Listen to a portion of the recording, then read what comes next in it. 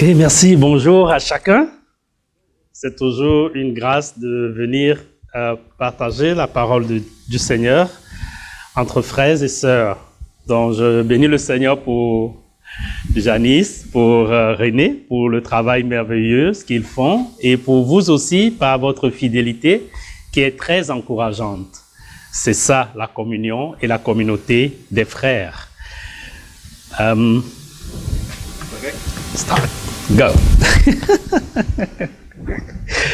Donc, je bénis le Seigneur aussi pour mon déplacement ce matin. Ça s'est bien passé. Je rends grâce à Dieu. Ce matin, je voudrais nous rappeler que nous sommes tous des personnes uniques. Nous sommes des personnes spéciales, chacun en sa personne. Nous sommes différentes, biologiquement parlant, nous avons des différences. Et dans nos rencontres même avec le Seigneur, chaque rencontre est particulière, elle est différente, elle est souvent engagée sous un angle différent. Donc, certaines personnes rencontrent le Seigneur Jésus, ils peuvent même le rencontrer la même journée, mais chacun a une expérience ou a souvent, en fin de compte, une expérience différente. Nous sommes des chrétiens qui sommes encouragés ou bien qui sont motivés par la mort et la résurrection de Jésus, notre Sauveur. On se souvient encore, il y a de cela quelques semaines ou une semaine, nous fêtions la Pâque, un événement qui a eu lieu 2000 ans passés. Toutes les personnes qui ont croisé le chemin de Jésus sont comme toi et moi, mais la manière avec laquelle elles ont rencontré le Seigneur a été différente et a guidé leur vie différemment. Ce matin, j'ai fait le choix de partager avec nous 3 personnages qui ont rencontré le Seigneur d'une manière différente. Il s'agit du brigand à la croix, du centenier romain et de Nicodème. En pratique, rencontrer Jésus est quelque chose de fondamental, étant donné que Jésus est éternel et que nous sommes des êtres finis. Lui, il est éternel. Nous sommes appelés à actualiser notre rencontre avec lui. Mais parfois, il faut se souvenir où et comment est-ce qu'on a commencé avec lui. Quand je pensais à ce texte, j'avais aussi ce texte de Psaume 146, qui parle aussi de la louange. Donc, quand mon frère parlait de la louange ce matin, j'ai dit, waouh, ça c'est bien, mais ça sera une autre fois où nous allons certainement développer sur le psaume. Donc, le texte ce matin, c'est Luc 23, versets 32 à 43. Je vais prier et on va lire le texte. Nous te bénissons, Seigneur, pour l'opportunité que tu nous donnes ce matin de nous rassembler comme des frères et des sœurs pour écouter ta parole.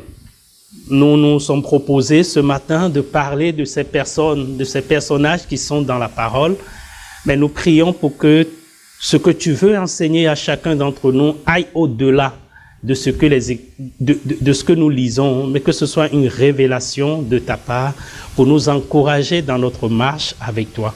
Seigneur, je prie pour mon frère, je prie pour ma sœur, je prie pour moi-même, afin que tu te révèles au-delà de tout ce que nous pouvons croire et espérer. Amen. Je vais lire pour nous. À partir du verset 32 de Luc 23. On conduisait en même temps 2 malfaiteurs qui devaient être mis à mort avec Jésus. Lorsqu'ils furent arrivés au lieu appelé Crâne, ils le crucifièrent là. Ainsi que les deux malfaiteurs, l'un à droite, l'autre à gauche.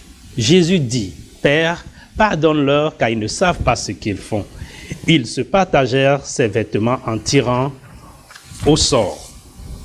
Le peuple qui se tenait là regardait, les magistrats se moquaient de Jésus, disaient, « Il a sauvé les autres, qu'il se sauve lui-même. S'il est le Christ, l'élu de Dieu. » Les soldats aussi se moquaient de lui, s'approchant et lui présentant du vinaigre.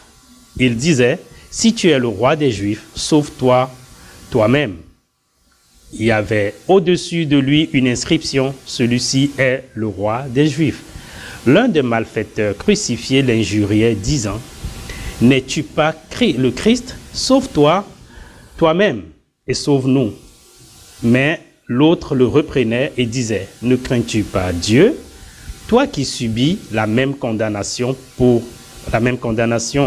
pour nous, c'est justice, car nous recevons ce qu'ont mérité nos crimes, mais celui-là n'a rien fait de mal. » Et il dit à Jésus, « Souviens-toi de moi quand tu viendras dans ton règne. » Jésus lui répondit, « Je te le dis en vérité, aujourd'hui tu seras avec moi dans le paradis. » Amen. Quelqu'un est à la dernière minute de sa mort normalement. Jusqu'à ce moment-là, les dés sont comme jetés pour lui. Nous ne savons rien de la vie de cet homme. La première fois qu'il y a une mention de lui dans la Bible, il était en train de mourir. Il sentait le poids de sa condamnation. Il était d'accord avec la sentence qui lui était infligée. Il était conscient que sa vie qu'il a menée, évidemment, ne menait à rien d'autre que la mort, qui était sa condamnation. Et il pouvait dire lui-même, pour nous, au verset 41, c'est justice, car nous recevons ce qu'ont mérité nos crimes, mais celui-là n'a rien fait de mal. Comme le dit Romains 6, 23, le salaire du péché, c'est la mort. Dans sa situation sur la croix, il avait soif, il aurait aimé boire, se plier sur ses blessures, mais ses mains étaient condamnées. Dans sa douleur, il était attentif aux cris de son voisin, le Christ, qui était aussi crucifié. Il s'est souvenu, ou il a tout au moins entendu Jésus priant son Père de pardonner les péchés de ceux qui l'ont crucifié. Il regardait vers Jésus et il vit le visage défiguré de celui qui est le Fils de Dieu, un visage paisible, saint et noble. Il leva les yeux et lut ce qui était écrit. Il vit d'abord la couronne d'épines par-dessus tout et lut ce qui était écrit. Ce brigand était probablement un juif. Peut-être se souvenait-il des enseignements qu'il a reçus sur le Messie. Ésaïe 53, versets 5 à 10, je vais juste lire une partie. « Il était blessé pour nos iniquités. Le châtiment qui nous donne la paix est tombé sur lui et c'est par ses meurtrissures que nous sommes guéris. » Il est évident qu'en regardant Jésus, il se pose la même question. Il se pose la question, quelle est la coïncidence entre ce que disent les Écritures et celui qui est crucifié dans un moment aussi fatal pour lui? Il écoute à Jésus et se rappelle ce que Jésus disait, encore, pardonne-leur car ils ne savent pas ce qu'ils font. Il crut que Jésus était le Messie, qui était promis au peuple juif depuis longtemps. Alors il pouvait donc dire à son collègue qui est à côté, « Ne crains-tu pas Dieu ?» dit-il à l'autre malfaiteur, « Toi qui subis la même condamnation. » Il crut que Jésus était innocent et sans péché. Il confessa que Jésus n'a rien fait de mal. Alors, il fit une profession de foi, croyant que Jésus peut sauver, et il dit cette phrase que je trouve merveilleuse. « Souviens-toi de moi quand tu reviendras dans ton règne. » Pour lui, l'écriture qu'il a vue clouée sur la croix, ce qu'il lisait, n'était pas un hasard. C'était vraiment un roi qui était crucifié à côté de lui. Et il fit une déclaration qui doit être nôtre, qui devrait être aussi notre partage. Voici ce qu'il déclara. Il est encore crucifié. Il déclara que Jésus ressusciterait. Il n'a pas encore vu Jésus ressusciter, lui. Il déclare aussi que Jésus reviendra dans sa gloire. Il n'a pas encore vu cela. Il déclara que le souvenir de Jésus sera tellement complet que Jésus va se souvenir de lui, qu'il était tout à côté de lui quand il était crucifié. Parce qu'il s'est adressé à Jésus. Alors, pour lui s'est accomplie la promesse de Romains 10, 13. Quiconque invoquera le nom du Seigneur sera sauvé. Jésus lui répondit, « Aujourd'hui, tu seras avec moi dans le paradis. » Voilà un brigand mourant qui fut sauvé et a eu l'assurance de son salut. Bien-aimés dans le Seigneur, nous sommes tous des personnes qui sont sur le chemin d'une mort quelconque. La seule chose pour nous, c'est que nous ne sommes pas sur une croix, donc nous n'avons pas l'heure à laquelle nous allons partir. Mais dans cet instant crucial de notre passage éphémère sur la terre, ayons le regard tourné vers Jésus et contemplons son œuvre qu'il a faite à la croix pour nous. Et comme nous l'avons célébré, mon souhait, c'est que notre célébration de notre relation avec Dieu ne soit pas confinée dans des fêtes seulement, mais une réalité de tous les jours. Amen. Amen. Une réalité de tous les jours. Allons voir l'autre. Après, on reviendra sur nos applications après. Le centenier qui crucifia Jésus. Je ne vais pas lire le texte. Il est un peu long. Matthieu 27, versets 33 à 54. Pour le cas du centenier, on ne savait non plus grand-chose sur lui, sauf qu'il avait la responsabilité de crucifier le Seigneur. Mais il était là et il a suivi des paroles que Jésus qui étaient dites par les gens à côté et par Jésus lui-même. Il se souvient que ceux qui étaient autour, au verset 42, disaient « Il a sauvé les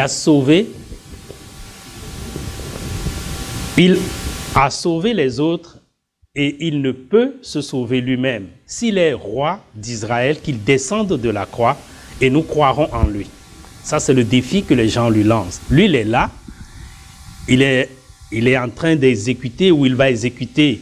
Il a exécuté sa tâche, mais voilà ce qu'il entend de ceux qui sont autour. À côté, vers le verset 46 à 47, vers la 9e heure, Jésus se cria d'une voix forte, « Eli, Eli, lama sabachthani » C'est là, c'est-à-dire, « Mon Dieu, pourquoi m'as-tu abandonné » Quelques-uns de ceux qui étaient là, l'ayant entendu dire, il appelle Élie. Et puis, il va assister à ce que le Seigneur expire. Comme je disais tantôt, ce centenier était romain. C'était à son commandement que revenait la responsabilité de crucifier le Christ selon les us de l'armée à laquelle il appartenait. Il y a eu plusieurs centeniers dans la Bible et ce qui est marquant, c'est que ces personnes qu'on peut considérer être comme des personnes méchantes aussi, parce qu'ils dirigeaient des cohortes pour réprimer le peuple juif, ont eu des relations particulières avec le Seigneur. Le brigand à la croix, on l'a cité, on n'y reviendra pas là, mais le centenier qui a crucifié, qui a mené la crucifixion de Jésus, a une relation particulière. Mais les autres centeniers, c'est le chef de la garnison de Capernaum, dont la foi fut louée par le Seigneur Jésus lui-même. Il y avait aussi Corneille, que nous connaissons, très belle histoire, le premier juif converti par Simon-Pierre, Julius, de la cohorte d'Auguste, qui traita Paul avec bienveillance. La crucifixion, comme exercice, pour lui était un exercice normal, mais c'était atroce. À l'époque, c'était la peine capitale qui était exécutée publiquement. Tout le monde assistait à la scène du condamné. Pendant qu'on pouvait voir le condamné se débattre, on voyait des Romains aussi, les soldats qui faisaient leur job de clouer, et à la fin, il fallait redresser la croix pour le mettre dans un trou qui était planté. Il a assisté à tous ces moments et il a vu comment les choses se sont passées avec le Seigneur Jésus. Il a vu plusieurs personnes mourir de cette manière. Et si ce jour-là, on lui a confié le cas de Jésus, c'est qu'il était probablement un expert en la matière. OK? Mais il a regardé de près tout ce qui se passait. À Luc 23, verset 34, il entendit Jésus probablement dire « Père, pardonne-leur car ils ne savent ce qu'ils font. » Imaginez lui-même, Luc 23, 34, il entendit Jésus dire « Père, pardonne-leur car ils ne savent ce qu'ils font. » Une déclaration étonnante pour celui qui vient d'exécuter. Il entend quelqu'un d'autre prier pour lui qui est en train de lui faire, enfin, à qui il a fait cet acte horrible, que son père pardonne, parce qu'ils ne savent pas. Et puis subitement arrivent les 3 heures de ténèbres, en plein minuit, en plein midi. Et puis Jésus qui crie encore, mon Dieu, pourquoi m'as-tu abandonné? Il réalisa la puissance de Jésus. Quand Jésus rendit l'âme, la terre trembla, les rochers se fendirent. Et le centenier considéra ces choses, la prière de Jésus qui s'adressait, le calme qu'il avait, le fardeau, comment il portait ce fardeau avec une certaine simplicité dans le cœur malgré la douleur. Et il n'a pas manqué de dire, certainement, cet homme est juste. Dans d'autres traductions, certainement, cet homme est fils de Dieu. C'est merveilleux de comprendre quelqu'un qui a passé tout son temps à faire du mal, ou bien, pas forcément à faire son travail de militaire, mais de contempler quelqu'un qu'il est en train d'exécuter, avoir une certaine douceur à l'égard de lui, jusqu'à prier son père de lui pardonner, et à la fin, il n'a pas résisté, il a tout simplement dit, certainement celui-ci est fils de Dieu. Et il entra dans l'histoire comme une des rares personnes à avoir aussi rencontré le Seigneur Jésus, bien qu'étant à la croix. Un instant limite. Mais il a exécuté sa tâche, il a contemplé, il a vu, il a dit, j'ai vu des malfaiteurs, mais celui-ci, son comportement, sa manière d'être est totalement différente. Le mourant sur la croix a vu tout ce qui se passait autour et il a regardé à Jésus, il a vu son calme, il a vu la profondeur et il a dit des paroles que des théologiens vont développer. C'est de l'eschatologie, c'est le retour prochain du Seigneur. Il y a tous des gros livres qu'on va écrire sur cela, ok? Mais lui, dans sa connexion avec Dieu, il a pu avoir cette révélation que voilà, tu reviendras dans ta gloire. Et tu vas te souvenir de moi. Bien-aimés, nous sommes ici. Est-ce que c'est ça notre motivation? Que Jésus revienne dans sa gloire pour nous chercher, pour que nous demeurons avec lui. Est-ce que c'est ça notre croyance? Est-ce que nous y croyons? Le mourant là, il y croit. Notre frère nous disait encore, on est venu ce matin pour louer le Seigneur. Mais nous louons le Seigneur dans l'attente de ce retour certain. Moi, quand j'ai relu la parole de ce mourant, je me suis dit, waouh, je ne sais pas combien de temps ça... Mais en un laps de temps, il a pu avoir cette confession profonde. En une phrase, il a proclamé que Jésus est roi. Il a proclamé que Jésus revient. Il a proclamé que Jésus va régner sur la terre. N'est-ce pas une bonne nouvelle pour nous aussi? Et c'est une espérance. C'est quelqu'un qui était mourant.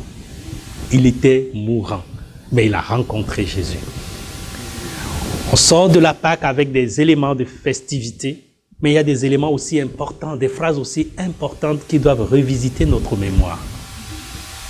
Et le centenier, tellement il sait qu'il y a des choses qui appartiennent au Dieu. Il ne sait pas s'il disait forcément le grand Dieu, peut-être par la suite, on lui a expliqué que c'est vraiment ça, mais il sait que le comportement d'un tel homme, ça ne peut être que le Fils des dieux qui peuvent se comporter comme cela. Bien-aimé, notre rencontre avec le Seigneur doit nous guider dans ce que nous vivons et notre manière de vivre notre vie de foi. Une histoire que nous connaissons tous, c'est l'histoire de Nicodème. Ce n'est plus à lire pour nous autres parce qu'on a tellement lu, n'est-ce pas, dans Jean 3. Nicodème vient, c'est un docteur de la loi. Il vient voir Jésus et il lui dit, écoute, tu as tellement parlé de ces choses, je vois. Mais concrètement, c'est quoi cette histoire? Au verset 4 de Jean 3, Nicodème lui dit, comment un homme peut-il naître quand il est vieux? Peut-il rentrer dans le sein de sa mère et naître? Et je me suis dit, en tout cas, Nicodème est mentionné dans la Bible 3 fois et on parle de lui, il termine très bien sa course d'une certaine manière. Il était grandement intéressé par le Seigneur Jésus. Il s'intéressait à titre professionnel. Il était membre du Sanhédrin. Ils étaient 71 personnes dans le Sanhédrin, dont 24 chefs sacrificateurs, 24 anciens, et lui faisait partie des scribes, de ceux qui maîtrisaient. Ils étaient 22, ceux qui maîtrisaient la parole, les Saintes Écritures. Quand Jésus a visité le temple pour la première fois à Jérusalem, il a chassé les vendeurs. Le Sanhédrin a quand même regardé à cet homme-là, ils l'ont pris un peu comme en haine. Mais Nicodème, lui, c'était quelqu'un de moralement correct dans la société et il décida de venir voir Jésus de nuit. Certainement, pour ne pas attirer d'attention. Pour lui, il était temps de s'exprimer clairement. Dans une causerie avec Nicodème, le Seigneur Jésus l'interrompt avec cette affirmation claire. Si un homme ne naît de nouveau, il ne peut voir le royaume des cieux. Nicodème perturbé, comment un homme peut-il naître quand il est vieux? Peut-il entrer dans le ventre de sa mère et naître? Drôle de question pour un docteur. Est-ce vrai qu'un bébé, même dans le vrai sens, entre de son propre gré dans le ventre de sa mère pour naître? Sa question m'a beaucoup intrigué ces jours-ci et je me suis demandé s'il était sérieux dans sa question. Mais je me dis, il était complètement à côté de la plaque et il essayait de comprendre ce qui était. Nicodème ne demanda pas le pourquoi, mais il demanda comment. Il voulait vraiment savoir le comment, car il avait un grand désir d'aller aussi au ciel. Jésus explique donc les lois naturelles à Nicodème. Ce qui est né de la chair est chair. Tout comme l'homme ne peut pas contrôler le vent, ce qui est né de Dieu est de Dieu. Quand on regarde l'explication qui est donnée à Nicodème, il dit ce qui est né du sang. Quand il parle du sang, il fait allusion à tout ce qui a trait à la descendance humaine. Le fait que tes parents soient chrétiens ne fait pas de toi un chrétien. Donc ce n'est pas du sang, ce n'est pas de la volonté de la chair. C'est-à-dire, ce n'est pas ton désir, ce n'est pas toi qui te lèves et qui décide que tu deviens chrétien. Ce n'est non plus pas la volonté des hommes, parce que ce n'est pas un projet. Tu ne planifies pas pour cela. Tu viens à Christ et Dieu s'en occupe lui-même. Tout ce qu'il te demande, c'est qu'il faut croire en son nom, parce qu'il est le seul chemin, la vérité et la vie. Le recevoir, et puis lui-même va s'occuper de la suite, parce qu'il est le Seigneur lui-même. En fait, j'ai rassemblé ces trois histoires ce matin pour nous encourager. Pour que toi, tu te poses la question, c'était quoi mon contact premier avec le Seigneur Jésus? Quand tu te souviens, c'était quoi? Quelles sont les déclarations qui fondent ta foi? Qu'est-ce qui fait tes racines dans ta relation avec Dieu?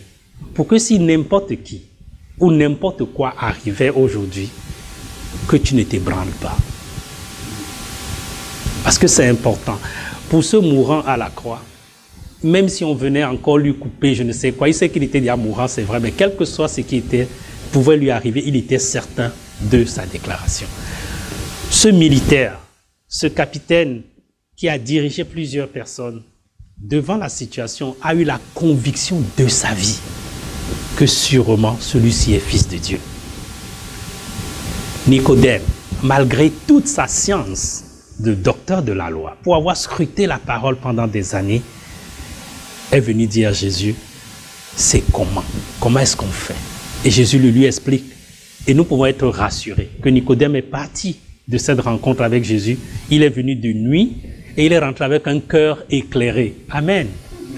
N'est-ce pas? Il est venu dans la nuit et il est rentré avec un cœur totalement éclairé par la lumière et la parole de Jésus.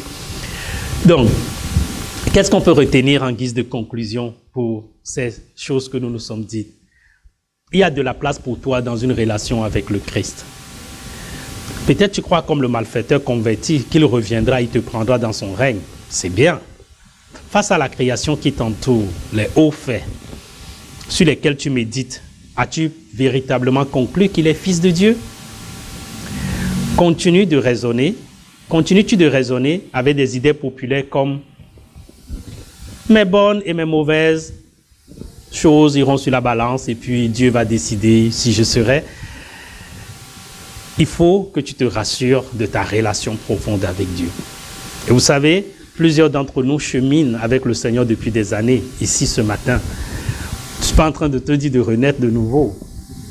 Je suis pas en train de te dire qu'il faut que tu changes quelque chose dans ton parcours. Quand j'ai relu l'histoire de ces personnages, je me suis posé la question moi-même. C'est quoi en fait mes profondes déclarations sur Jésus? Je ne dis pas les déclarations que les théologiens m'ont fait lire et que je peux lire davantage. Si toi tu devais formuler aujourd'hui, c'est quoi ta formulation? Est-ce que tu crois qu'il est vraiment ton Seigneur et ton Sauveur dans toute la globalité de ce que cela veut dire? Est-ce que tu crois qu'il reviendra? Est-ce que tu crois qu'il viendra régner dans ce monde que tu vois là? Tu crois à ça? Ça va changer ta manière d'être. Ça va changer ta manière de penser. Ça va changer ta manière de vivre les difficultés dans lesquelles tu te trouves. Ça va aussi te donner l'assurance qu'il a promis et il sera avec toi.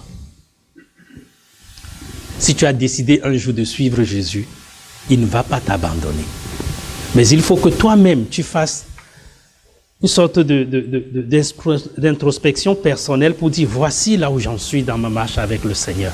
Ce n'est pas une histoire de groupe, c'est une histoire individuelle. N'est-ce pas? Le centenier était avec toute son équipe. Est-ce qu'ils n'ont pas tous vu la scène? Ils étaient entre 60 et peut-être 70 militaires et tout. Ils ont tous vu la scène. Mais qui a eu sa déclaration écrite dans les Saintes Écritures jusqu'à nos jours? C'est lui le centenier qui a dit assurément, celui-ci est fils de Dieu. Notre Seigneur Jésus est ressuscité. Il est mort et il est ressuscité.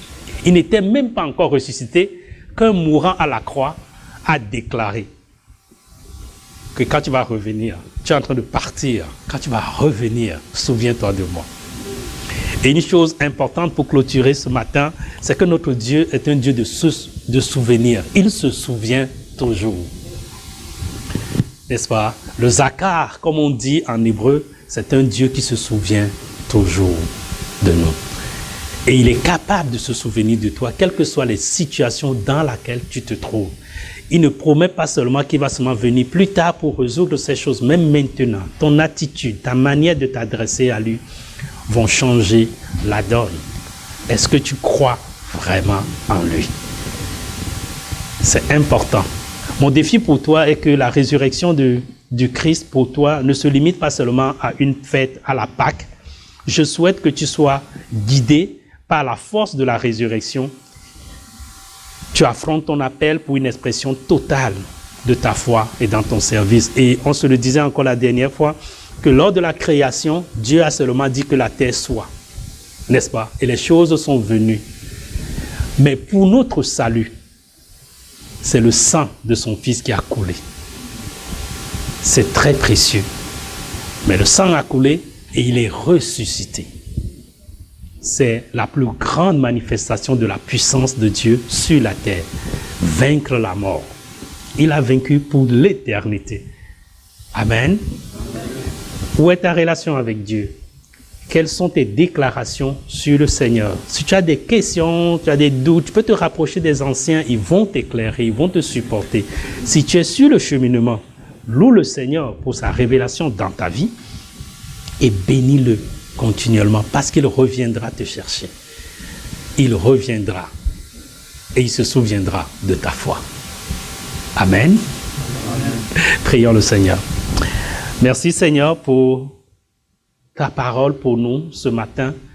Il y a bon nombre de personnages comme ça dans ta parole qui sont très instructifs et nous voulons Seigneur regarder à ces attitudes, ces grandes confessions et te prier que ton Saint-Esprit fasse le travail de conviction dans nos cœurs pour nous éloigner du péché, mais aussi que le Saint-Esprit nous console dans notre foi en toi. Oh, combien sont difficiles les défis dans lesquels nous nous trouvons, combien le monde qui nous entoure va à contre-courant et nous devons être différents. Seigneur, je te prie de te révéler et de nous donner la pensée du ciel pour que nous soyons différents, encouragés à vivre selon ta foi. Merci parce que tu reviendras nous prendre. Tu reviens certainement régner et nous donner la paix pour l'éternité. Seigneur, nous confessons ce matin avec ce centenier que tu es fils de Dieu. Nous confessons, Seigneur, que ce qui n'est pas possible par rapport à la science, Seigneur, tu le fais. Nous sommes nés de toi, nés de l'Esprit. C'est pour ça que nous héritons la vie éternelle. Seigneur, nous te bénissons pour ton œuvre à la croix, pour cette communion que nous avons ce matin autour de ta parole, autour de toi. Seigneur, rends-toi encore vrai pour chacun d'entre nous ce matin. Au nom de Jésus. Amen. Amen.